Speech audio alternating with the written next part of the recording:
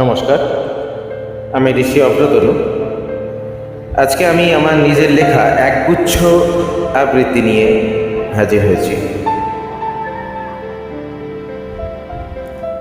কবিতার নাম শহর। বিজ্ঞাপনের আড়ালেতে মুখ লুকিয়ে ঢুকছে যে শহর, দীর্ঘ নিঃশ্বাস আর সিগারেট সাথী হয়ে জীবনকে করে তোলে দুর্বিষহ। তারা গুনে গুনে এ শহর কাঠায় প্রহর, প্রেমিকার প্রতারণা ফরিডল হয়ে প্রেমিকের হস্ত হতে কণ্ঠে প্রবেশ করতে দেখে শহর। পরবর্তী কবিতা অস্পষ্ট। তার আগে একটা কথা বলে নিই, এই কবিতাগুলো আমার লেখা, আমার প্রকাশিত দ্বিতীয় বই, দ্বিতীয় পুস্তক অগ্নিশিখা থেকে আমি পাঠ করে শুনেছি। কবিতার নাম অস্পষ্ট।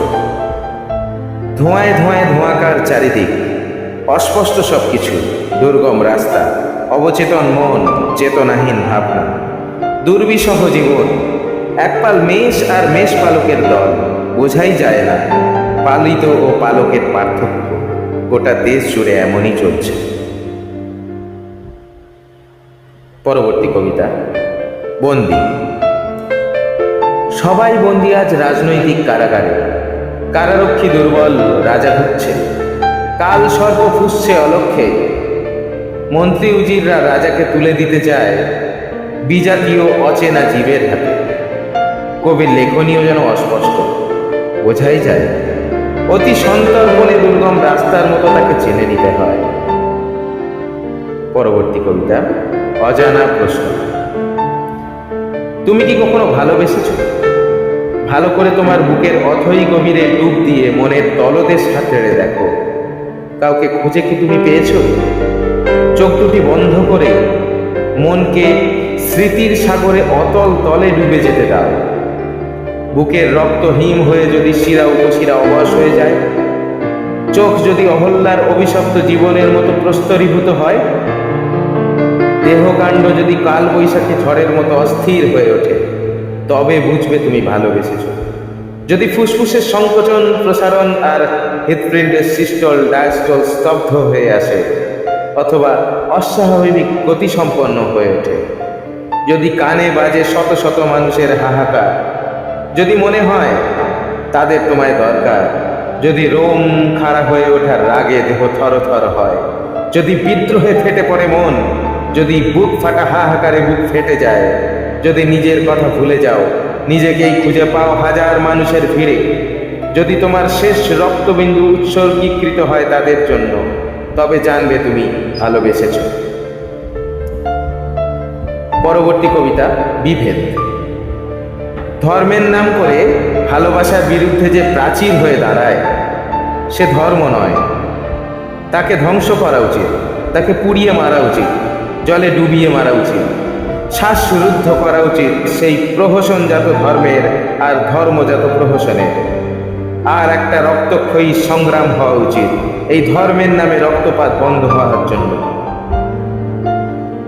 আর একটা বিপ্লব আসা উচিত, প্রয়োজন আর একটা রেনেসাঁসের। নতুন পৃথিবী করতে হবে আমাদেরই, যেখানে বিধ্বস্ত হতে হবে না নন্দীগ্রাম অথবা সিঙ্গুরকে, যেখানে মরতে হবে না রিচকে,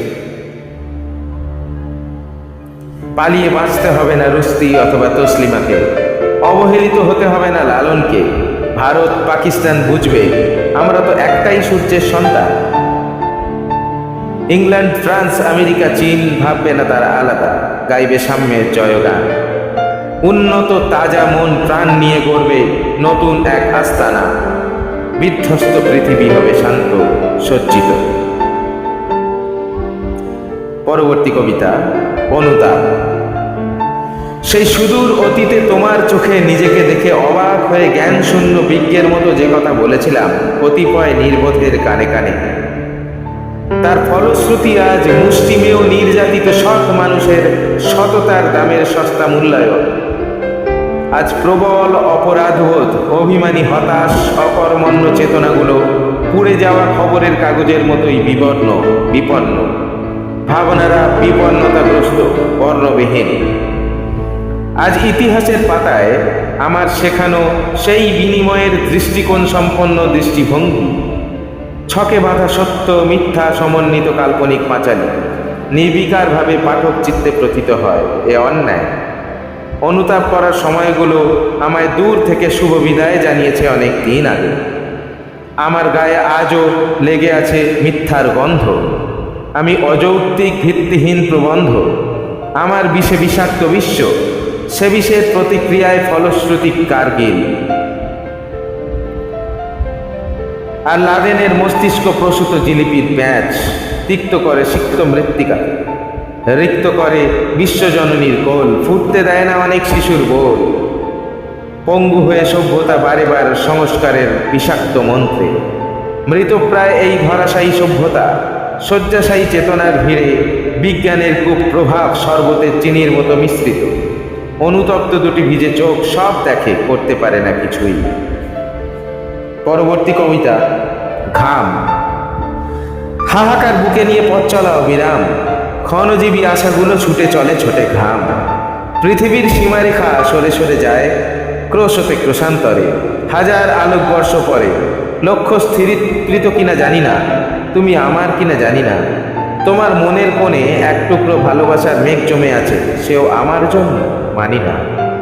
হৃদয়ের স্বরলিপি ধরে গান গাইতে গেলে যোগ্যতা লাগে না, তাই গান গেয়ে চলা অবিরাম।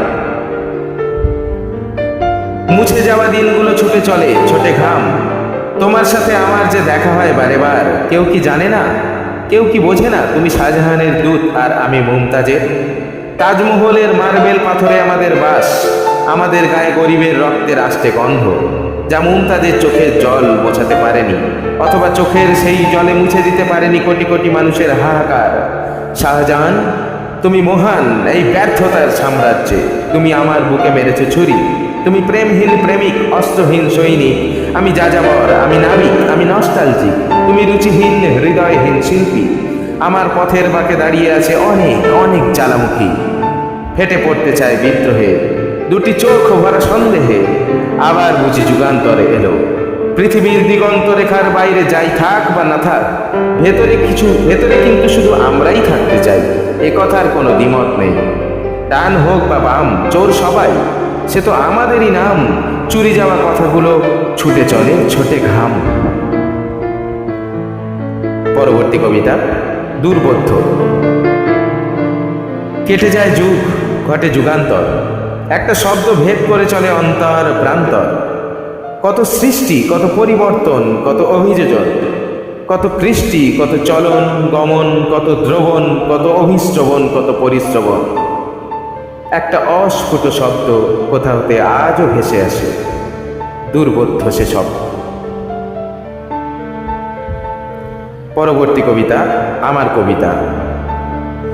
আমার কবিতা তোমার কণ্ঠে ঘ্রাণ হয়ে ভেসে যাবে। আমার কবিতা পাখি হয়ে নীল আকাশেতে উড়ে যাবে।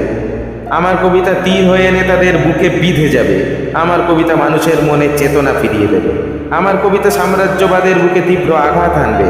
আমার কবিতা অসৎ মুধির সততা ফিরিয়ে দেবে। আমার কবিতা দেশ দেশান্তরে শান্তির বাণী ছড়াবে।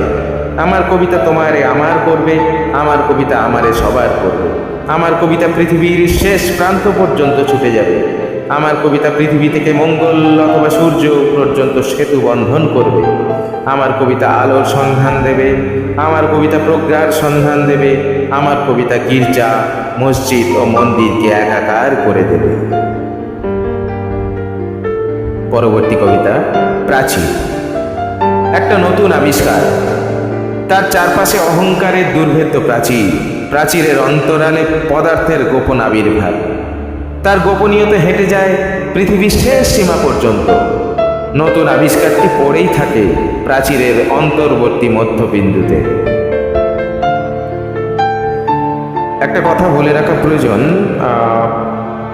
যে সমস্ত কবিতাগুলো পড়লাম আমার এই এপিসোডে, এগুলো সবই আমার অগ্নিশিখা, আমার দ্বিতীয় প্রকাশিত বই অগ্নিশিখা থেকে পাঠ করে শোনালাম।